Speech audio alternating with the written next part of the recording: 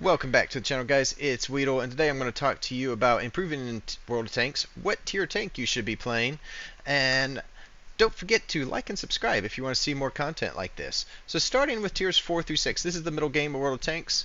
A lot of people get really comfortable in these tiers and they stay there for a long time, and they'll say it's the most fun that they have in it, but it's really holding you back. Like, the armor is not a thing. There's some really busted tanks, and yeah, I'm looking at you, KV1. Absolutely nuts what this tank can do. Um, should have been nerfed a long time ago, but Wargaming keeps forgetting that it exists. The other tanks, tier 7, let's talk about tier 7. Worst tier in the game.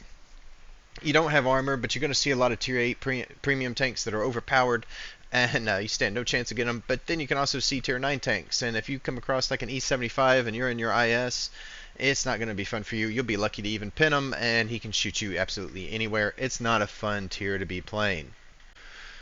So, tier 8. Now, this is the first tier in the game that you kind of start learning to play the game. The problem with tier 8 is it's incredibly imbalanced with some of the premium tanks, so I don't generally recommend it. But keep in mind, getting better is a grind. It's kind of like taking your skateboard to the skate park and you just keep going up and down that ramp. And if you throw in some cool combo points, you really score big. At least you did in Tony Hawk. But speaking of skateboards, have you subscribed yet? Okay, now we're starting to get to the big boys here. It is tier 9. Now, tier 9 is a good tier. A lot of people say it's the best tier in the game because you only get +1 matchmaking. Problem is, you still get +1 matchmaking. But, yeah, you can bully tier 8 tanks, even if you're in a good, one of the better tier 9 tanks, and you come across like a Skoda 56 or a BZ-176, like, really, I mean, in an E75, you're not really too afraid of a BZ-176. You're going to be able to bully them around. It's a good tier. It's solid. You can kind of compete with tier 10s. You can bully tier 8s, and you can pretty much hold your own against any tier 9 that you see. And it's a really balanced tier. But let's talk about the tier I actually recommend if you're really trying to improve in the game. Okay, now here's the tier that I recommend to play the most if you want to get better in World Tanks, and that is tier 10. Now, I know a lot of you are saying, I don't like tier 10. There's a lot of really sweaty players playing tier 10. It's really hard. I don't do well in tier 10. There's a lot of reasons you wouldn't play tier 10. It's very expensive. But here's the thing. It is the hardest tier in the game. And it is the tier that you're going to have to really kind of perfect a lot of the mechanics in the game.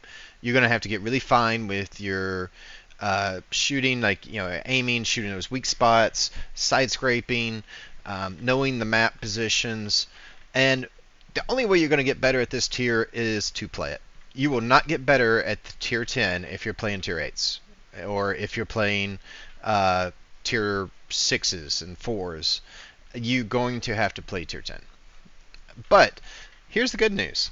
Small gains in damage, overall damage in tier 10, reverberate down through the lower tiers extremely well. So if you up your average damage in tier 10 by 100, you've probably upped your tier 8 damage by 200. That's the way it goes. As a recruiter, I've recruited for a lot of clans. One thing I always notice is if I see a guy who plays a lot of like tier 8 tanks, for instance, and let's say I'm just going to use a round number right here, he's a 2500 win 8 player in his tier 8s, and I look at his tier 10s, I'm generally going to think that he's going to be about 400 win 8 lower in tier 10s.